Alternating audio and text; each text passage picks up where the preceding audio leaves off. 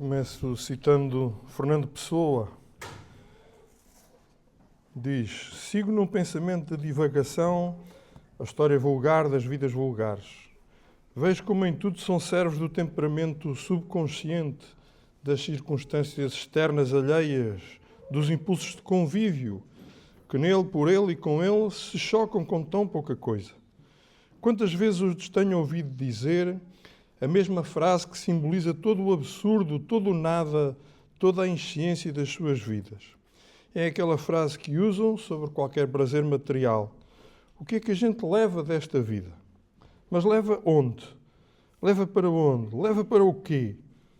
Seria triste despertá-los da sombra com uma pergunta como esta. Fala assim um materialista. O que é que ele pensa levar da vida e de que maneira?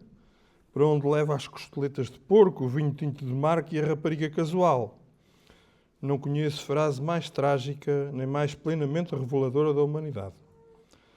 E quem sabe se eu que falo, se ao escrever estas palavras, na vaga impressão de que poderão durar, não acho também que a memória de as ter escrito é o que eu levo desta vida.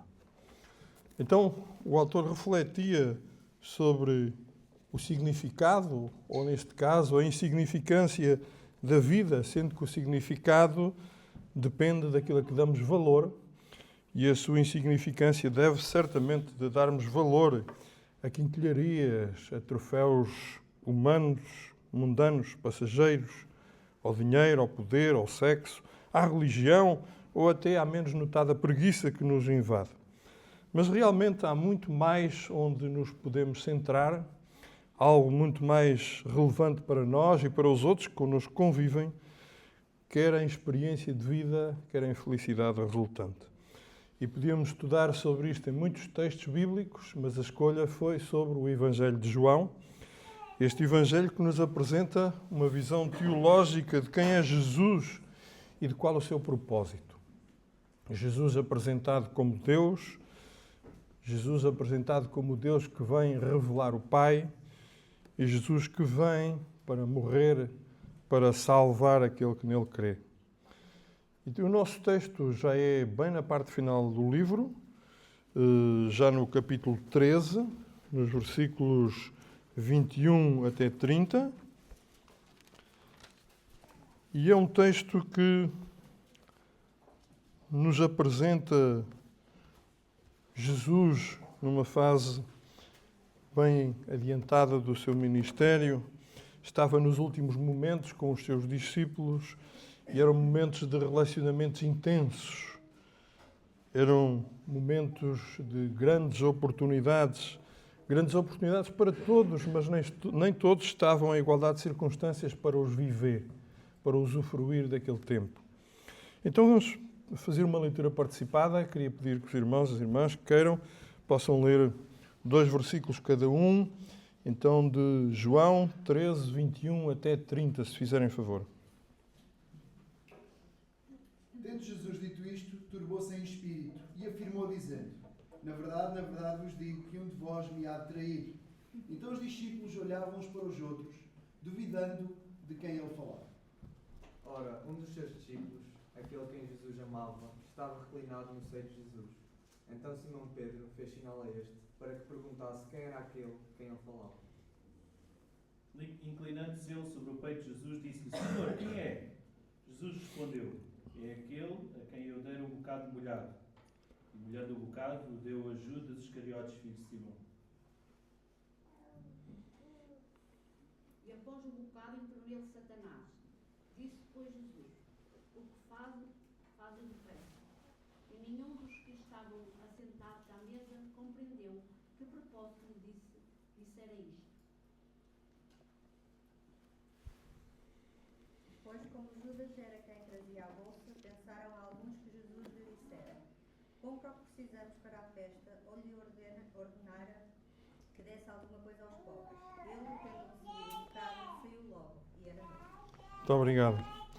Então eu diria que a ideia central do nosso texto é sobre propósitos. O propósito da vida é determinante, pois Deus não nos força a nada e o diabo só tem o lugar que lhe cedermos.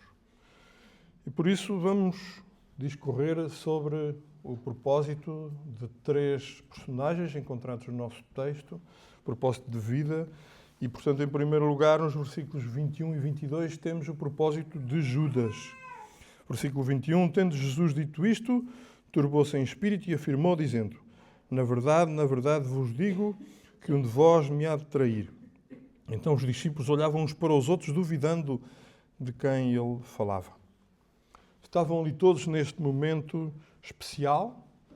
Nesta passagem destacaremos Judas, João e Pedro. E nestes momentos especiais, mas também graves, Jesus não estava de igual modo feliz com todos. Um deles iria traí-lo. E talvez fosse mais simpático para aquele momento, numa perspectiva desavisada, que Jesus deixasse para si esse facto. Mas não, sem rodeios, Jesus chocou todos com esta afirmação. Uma afirmação perturbadora da comunhão, uma afirmação geradora de inquietação, mas Jesus não deixa de tratar as situações e os problemas pelos nomes e, por isso, tal como a situação era, ele a trata. Ele sabia dos relacionamentos de todos, ele sabia o que é que ia no coração de cada um dos que ali estavam, ele sabia das suas intenções ou dos seus propósitos e declarou de forma explícita. E é isto um facto. Jesus conhece os corações, Jesus sabe quem o ama, Jesus sabe quem afirma amá-lo, mas que depois, na prática, demonstra não amar. Jesus sabe até os que o traem. E, portanto, Judas era um homem enganador, ladrão, avarento, que, como sabemos, tinha a bolsa das ofertas e o seu propósito de vida era beneficiar-se a todo custo. Ele dava guarida a todas as sugestões de Satanás, ele tinha intenção de se beneficiar, fosse qual fosse a circunstância, mesmo que ela implicasse trair o seu mestre. E este era o primeiro propósito que nós temos no nosso texto, mas que também conhecemos de outros textos complementares. E o segundo propósito que encontramos é o propósito de João, versículo 23. Ora, um dos seus discípulos, aquele a quem Jesus amava, estava reclinado no seio de Jesus.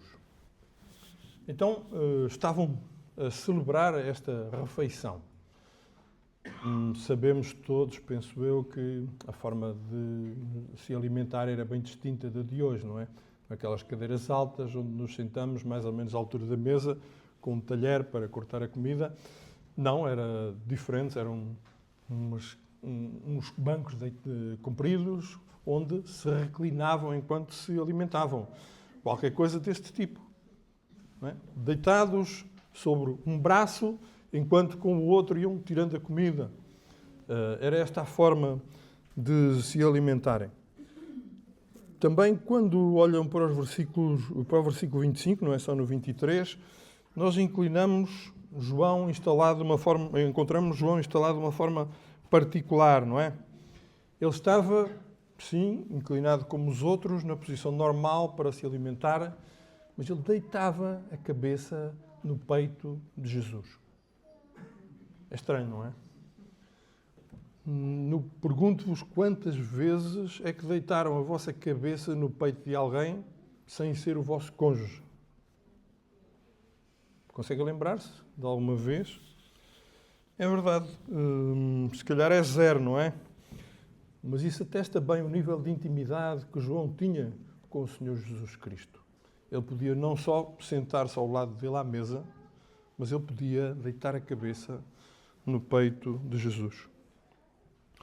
Isto revela também o nível de intimidade que Jesus estava disposto a conceder, a dispensar aos seus discípulos. E, portanto, isso bem demonstra que quem quisesse podia ter tido uma intimidade profundíssima com o Senhor Jesus Cristo. Talvez os outros se inibissem de fazer aquilo que João fez. Se calhar nós também nos inibiríamos, não é? Deitar-se para o peito de outro homem. Mas João não se intimidava. João aproveitava todas as oportunidades. João tirava partido daquilo que o Senhor Jesus oferecia. Talvez muitos temessem o que é que os outros iriam pensar se fizessem o mesmo que João. O que é que vão dizer de mim porque me deito no peito de Jesus? O que é que vão achar? Vão achar que eu tenho mania, que tenho um lugar privilegiado? Vão achar que eu tenho um comportamento masculino duvidoso? Não sei. Mas o que sei é que a relação entre o Senhor Jesus e João era absolutamente marcante e as Escrituras atestam-no sucessivamente, não é? Isto faz-nos pensar há quanto tempo João era íntimo do Senhor Jesus, que nível de relação é que eles tinham construído juntos, que intensidade, como é que investiram na relação um com o outro. Faz pensar, sem dúvida, não é? E depois já há consequências a notar esta convicção que João reafirmava sucessivamente de se sentir profundamente amado, de se dizer aquele a quem Jesus amava. Ele disse-lo repetidamente. Quem quiser pode depois confirmar no capítulo 19, nos versículos 26 e 27, ou no capítulo 20, no versículo 2, ou no 21, 20, ou ainda no 21, 24, em que João não só faz afirmações deste tipo, de se saber e sentir aquele a quem Jesus amava, mas também aquele a quem Jesus entrega a sua própria mãe para que João cuidasse dela como sua mãe fosse. Não a deixar desamparada, mas confiar em quem para a amparar? Em João, sem dúvida nenhuma. Portanto, isto é sucessivamente repetido. E talvez valha a pena, do capítulo 21, lermos o versículo 24. João 21, 24. Quem encontrar primeiro pode ler audivelmente para nós. Este é o discípulo que dá testemunho a respeito dessas coisas e que as escreveu, e sabemos que o seu testemunho é verdadeiro. Então João tira-se do anonimato aqui de alguma forma e exclui a possibilidade de estar a falar de Lázaro. Era claramente de João que Jesus falava e era claramente também a João que Jesus entregou a sua mãe para cuidar. Então, Jesus oferecia este nível de intimidade. João não se inibia, antes buscava ativamente tirar partido do grau de intimidade que Jesus permitia e desejava. Ele tinha um propósito claro na sua vida. João queria ser íntimo do Senhor Jesus Cristo, queria ser um amigo de todo o coração, queria usufruir ao máximo da intimidade possível. E não tenhamos dúvidas de que esta não é uma condição oferecida apenas a João. Simplesmente João tirou partido enquanto os outros não tiraram. Frases como a que acabamos de ouvir hoje na Santa Ceia, mas Deus prova ou demonstra o seu amor para conosco em que Cristo morreu por nós, sendo nós ainda pecadores. Ou de 8:39, nem a altura, nem a profundidade, nem alguma criatura nos poderá separar do amor de Deus que está em Cristo Jesus, nosso Senhor. São provas inequívocas e irrefutáveis do amor de Deus por nós e de como Ele preza a intimidade com os seus. Não há dúvidas nenhumas sobre isto. A única dúvida, a única questão é se nós tiramos ou não tiramos partido da oportunidade. Se aproveitamos para chegar mais perto, buscar a intimidade com Jesus Cristo e o seu amor, ou se andamos tão absorvidos com outros propósitos na vida que nem damos tempo a isso, nem cogitamos sobre isso, nem queremos saber disso e não temos grande intimidade ou não temos intimidade nenhuma. Esta é a questão. Depois o nosso texto apresenta-nos o propósito de Pedro no versículo 24. Também depois veremos o 25. Então Simão Pedro fez sinal a este para que perguntasse quem era aquele de quem ele falava. Talvez quando olhamos aqui para Pedro não achemos que ele é uma personagem tão central neste processo. Na verdade não é tão mencionado. No entanto, não é difícil notarmos a sua curiosidade, o seu voluntarismo de sempre, o querer saber do que se passava, o querer estar informado, o querer ter algum controle sobre as coisas.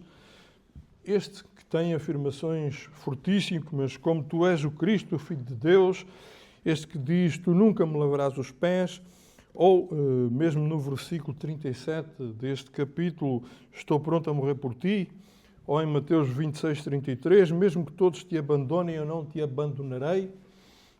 Ele era sem dúvida o que agia, o que falava, o que estava pronto a mostrar-se, mas não era este que buscava a intimidade, que buscava a proximidade e que por isso não era aquele que desfrutava de saber das coisas e de ter esta relação tão perto.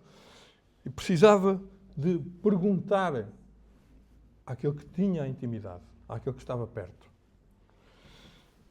E o versículo 25 diz, inclinando-se ele sobre o peito de Jesus, disse, Senhor, quem é? É curioso, João estava sempre a retomar a posição preferida, não é? Ele já tinha estado deitado no peito de Jesus, ele recebe uma pergunta de Pedro, ele vira-se para ele para perceber, mas ele podia perguntar de outra posição, eventualmente sentado ao mesmo nível, mas ele preferia retomar a posição de deitado sobre o peito. Então ele pergunta ao seu amigo íntimo para poder responder a Pedro. Então vimos 3 propósitos e o nosso texto mostra-nos também consequências dos propósitos. É verdade, os propósitos têm consequências. Primeiro temos as consequências do propósito de João, no versículo 26. Jesus respondeu, é aquele a quem eu der o bocado molhado. E molhando o bocado, o deu a Judas Iscariotes, filho de Simão. Mais importante do que João ter obtido a resposta é o que ela simbolizava. João desfrutava de coisas que os outros não desfrutavam. Não era só deste carinho, mas era também de informação que não era divulgada a todos. O discípulo da intimidade sabia mais coisas do que os outros. João conhecia o palpitar do coração de Jesus. João conhecia coisas profundas. João vivia um sentimento de amor recíproco e intenso. E depois acrescem naturalmente muitos outros benefícios que a Escritura nos mostra. Foi ele quem recebeu diretamente do Senhor a revelação sobre os fins dos tempos, sobre a nossa vida gloriosa nos céus com Ele. É verdade, quando estamos no peito de Jesus, o que pode acontecer é muito superior à nossa capacidade de imaginar. Queria abrir convosco primeiro aos Coríntios 2, 9 e 10. Mais uma vez, quem encontrar primeiro pode ler algo para todos ouvirmos. Primeiro aos Coríntios, capítulo 2, versículos 9 e 10.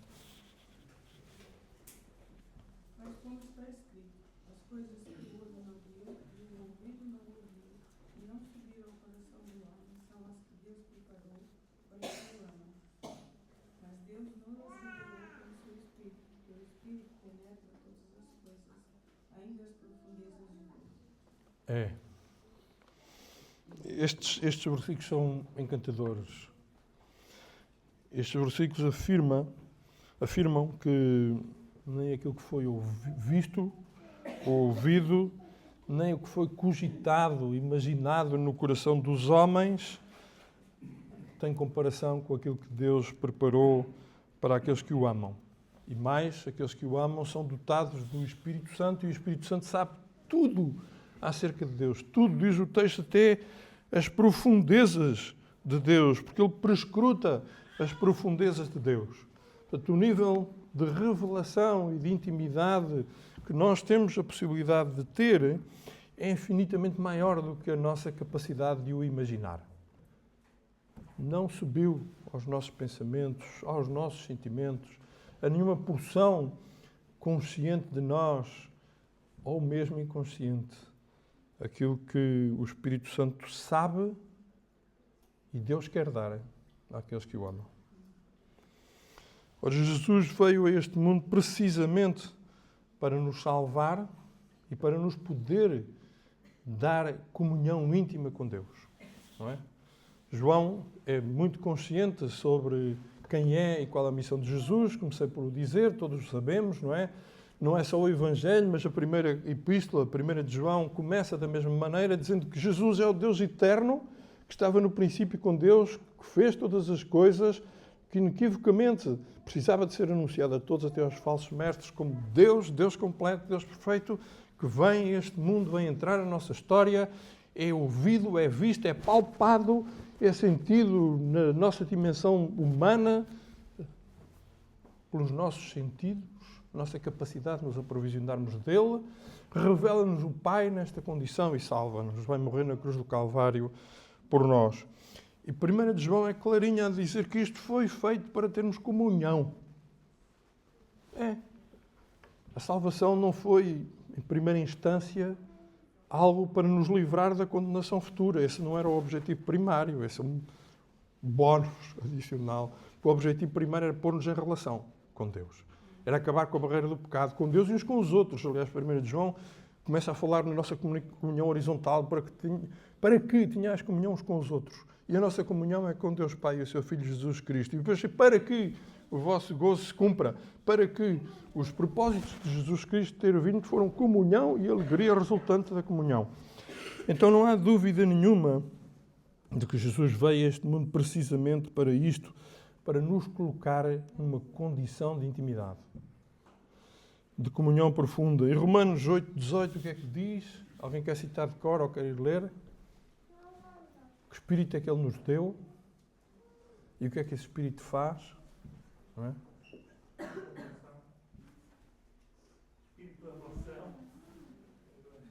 Isso mesmo, é isso mesmo. E o que é que esse Espírito nos permite chamar a Deus? Abba Pai. Abba Pai. Paizinho, querido Pai, foi por este grau de intimidade que nós fomos salvos. Nós podemos ter este grau de intimidade. Portanto, nós somos desafiados à comunhão íntima. Deus quer e Deus permite àqueles que o desejam estar tão perto que tenham revelações das coisas inefáveis que não passaram pela nossa cogitação. Deus quer partilhar connosco tudo, a sua visão, a sua vontade, as suas emoções, o sentimento da presença do seu Espírito. A questão é até que ponto nós temos aproveitado para usufruir de um tal nível de intimidade. Se andamos ocupados com tantas quinquilharias desta vida passageira, não é? O descanso, o lazer, os estudos, o curso, a carreira, a preguiça, etc. Não interessa o quê. Ou se estamos na senda de João, querer aproveitar tudo. Ou se nem sequer estamos na de Pedro, com curiosidade. Mas vale a pena refletirmos o que é que nos afasta da intimidade. Isso vale. Então, primeira consequência do propósito de João já vimos. Agora vamos ver as consequências do propósito de Judas, nos versículos 27 até 30. O texto diz: e após o bocado entrou nele Satanás. Disse, pois, Jesus: o que fazes, faze-o depressa. E nenhum dos que estavam sentados à mesa compreendeu a que propósito lhe dissera isto. Porque, como Judas tinha a bolsa, pensavam alguns que Jesus lhe tinha dito: compra o que nos é necessário para a festa, ou que desse alguma coisa aos pobres. E, tendo Judas tomado o bocado, saiu logo, e era já noite. Então, nós já tínhamos visto o propósito de Judas. Era dar-se bem, financeiramente, materialmente, dava guarida a todas as sugestões de Satanás e procedia como este lhe sugeria. Por isso o diabo tomou conta dele. Diz o nosso texto, entrou nele, tomou conta dele completamente, porque ele lhe dava guarida. Isto não acontece a quem o não quer. A salvação também não. A salvação também não acontece a quem não quer. Não somos obrigados a aceitar Jesus como Salvador, mas certamente quando o aceitamos, somos salvos. A santificação também não acontece a quem não desejar ter proximidade com o Senhor e ser influenciado com Ele. A intimidade também não acontece a quem não quer passar tempo no seu seio. Então, apesar de conhecer os intentos e o propósito de vida de Judas, o Senhor Jesus ainda lhe quis dar uma última oportunidade. Na cultura judaica, oferecer o melhor pedaço de pão a um dos convidados, isto é, se o anfitrião tomava o melhor pedaço e oferecia a um dos convidados, estava a honrá-lo acima dos outros, de sobremaneira. Jesus ainda fez isto com Judas, ainda lhe deu mais esta possibilidade, mais esta hipótese de reconsiderar o seu plano de traição. Nada ainda era definitivo. Jesus ofereceu-lhe uma outra chance. Mas Judas optou por recusar a ajuda de Cristo e, portanto, Jesus mandou executar a sua decisão infame rapidamente. O que tens de fazer, fale depressa. E como todos os propósitos de vida têm consequências, isto aconteceu na vida de Judas. Ele saiu cercado pela noite também no coração, entregue a Satanás e, como sabemos, Mateus 27,5, acabou por se suicidar e, pior do que isso, por morrer eternamente, por viver em sofrimento eterno. Pois o voluntarioso e superficial Pedro ainda veio atrair o Senhor Jesus, não é? Mas João acompanhou de perto, acompanhou o seu amado até à morte, ao lugar de vergonha, identificou-se com ele crucificado, até Jesus lhe entregar a sua mãe ali, como todos sabemos. E, portanto, propósitos de vida e consequências naturais dos propósitos de vida foi o que meditamos. E, em conclusão, vale a pena lembrar que o propósito de vida é absolutamente determinante. Deus não nos força a nada. E o diabo só tem o lugar que nós lhe concedemos. Jesus conhece o propósito de todos os corações, sabe qual é o meu e sabe qual é o de cada um de nós aqui. E nós agora, para levarmos para casa de uma forma mais fluida, vamos juntar os propósitos e as consequências. Antes separámos por causa da sequência do texto, mas agora vamos juntar. O primeiro propósito foi o propósito de Judas. Queria beneficiar-se a todo o custo. Dava guaridas a todas as sugestões de Satanás, até mesmo trair o seu mestre. Resultado, saiu envolto em trevas, dominado por Satanás e teve morte eterna. Segundo propósito, o propósito de João, ser íntimo do Senhor Jesus Cristo, viver junto dele, sentir o bater do seu coração, estar tão perto que pudesse saber do mais íntimo. E o resultado, ele era, e ele sentia-se e escrevia-o profundamente amado. Sabia de muitos saberes do Senhor Jesus, sabia de muitos pensamentos mais reservados. Não sabemos as coisas que ele saberia mais e que não estão nas Escrituras, mas estando tão perto saberia muita coisa. Recebeu a revelação especial sobre o fim dos tempos e partilhou do cuidado da mãe de Jesus. Em terceiro lugar, o propósito de Pedro, saber das coisas, pronunciar-se, estar ativo, aparecer. Mas um dia Pedro percebeu o que era importante quando ouviu Pedro, amas-me? Amas-me mais do que estes? Apacenta as minhas ovelhas. E Pedro mudou. Como é que ele mudou? Pedro mudou, passou de um amor teórico, explícito, dito da boca para fora, para um amor real, vivenciado, sentido ao ponto de dar a sua vida pelo seu mestre. Ele mudou. Levar uma vida de amor, de paixão, depende de deixarmos encantar pelo Senhor Jesus, de experimentar o nível de intimidade que Ele permite e que Ele deseja ter com cada um de nós. Enquanto não deitarmos a cabeça, não experimentamos. E por isso também está em causa as nossas prioridades de vida. Se eu não priorizar, não vou aproveitar. Não vou chegar ao nível do peito. Não vou ter o tempo, não vou ter a concentração para usufruir de tudo o que Ele me oferece.